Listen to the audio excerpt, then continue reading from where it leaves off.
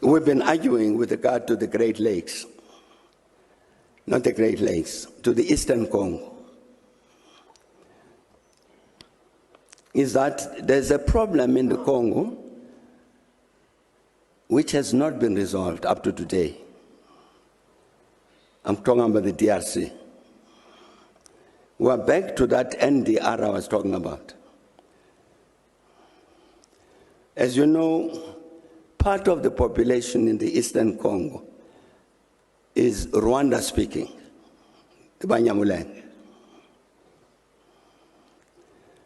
Part of the problem in the Congo is that from the days of Mobutu,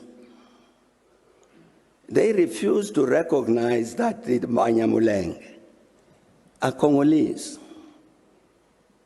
They might be Rwanda-speaking, but these are Congolese. And it's a responsibility of any government in Kinshasa to look after this section of the Congolese population like any other. But you remember what happened during the Mobutu years. Mobutu took the position that these are foreigners. It's like the South Africans here saying, I mean, they're Tswana-speaking people here in the Northwest. And suddenly we, the rest of the country, says, those are not South Africans, they must go to Botswana.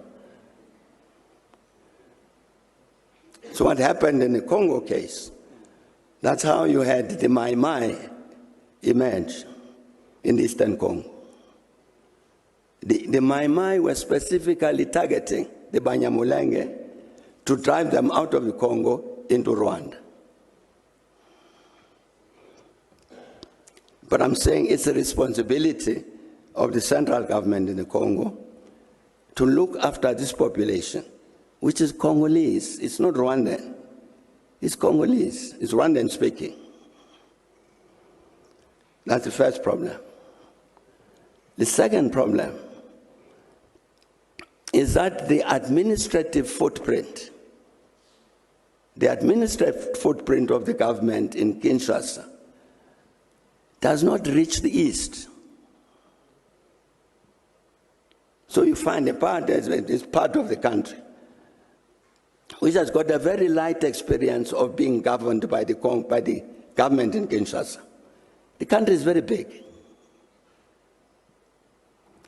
So you have a weak government, weak imprint of the government on the East.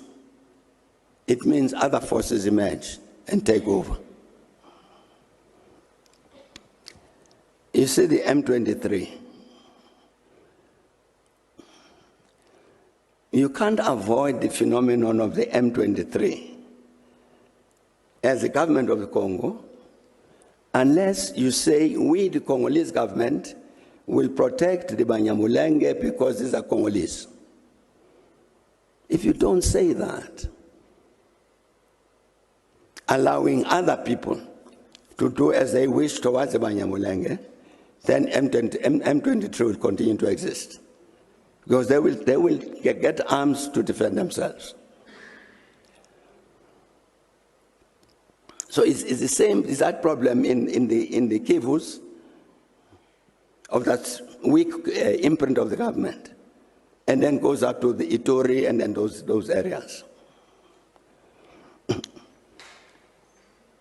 We discussed that with President Joseph Kabila. It's your responsibility to look after these people in the East.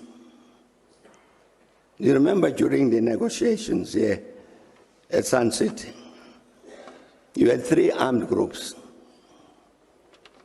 You had the government armed group, you had Bemba's armed group, you had the third one, led by an advocate, which was basically representing the Banyamulenge.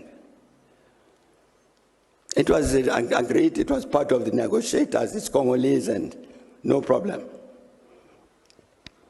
Even after the conclusion of the negotiations, there were discussions about how to integrate them properly into the government of the Congo and all of that.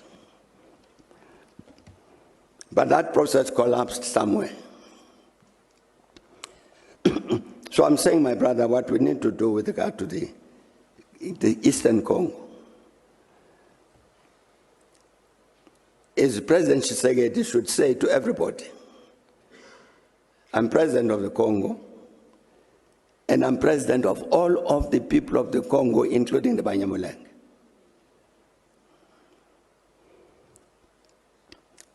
And then they need to do whatever they can, the government in Kinshasa, really to improve its capacity to govern the eastern part of the Congo.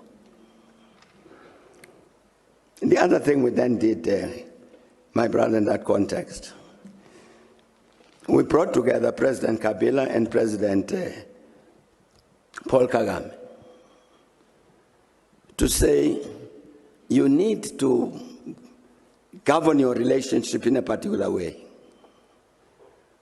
Because part of the problem, as you know, is that the people who had committed genocide in Rwanda ran over to the Eastern Congo. And so the people in Rwanda are saying, those ones you are accommodating there, they are the ones who want to kill us. They've killed us already, they want to kill us some more. So how do you govern this relationship? So we negotiated an agreement, or let me say they negotiated an agreement about how to interact with each other. Because you can't disentangle them, the Rwanda and the DRC. Agreed, and the thing was signed. I think it collapsed along the way. But you need that, you need those processes. As I was saying, the government of the Congo to take charge of the Eastern Congo, all of it. Then we need an agreement between the DRC, Uganda, and Rwanda in particular, to govern the relations among those three. I think that's what you need in order to resolve the problem in the Eastern Congo.